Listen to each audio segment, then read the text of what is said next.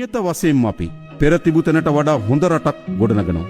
මෙතෙන් සිටය පටන් ගත යුත්තේ බිඳුවේ සිට වුවත් අපි අභියෝගය බාරගන්න. ඒ වෙනුවෙන් පටු වාද ભેද වලින් තොරව සිළු දිනාට මේ සාමූහික ප්‍රයත්නට එක්වන්න අපි ආරාධනා කරනවා. ජාතික හා ජාත්‍යන්තර වැඩපිළිවෙලක් ඔස්සේ මනා සම්බන්ධීකරණයක යුතුව කටයුතු කරමි. හෘද සාක්ෂියට අනුවම අපේක්ෂිත අරමුණු ඉටු කර ගැනීමට කැපවීම කියා මා ඉල්ලා සිටිනවා. ඕනෑම අන්ධකාරයක ආලෝක ඇති බව අප විශ්වාස කරනවා. මේ අඳුරු දිනයන් පහව යන බවත් අප විශ්වාස කරනවා. එනිසා අප එකාවන්ම නැගී සිටිමු.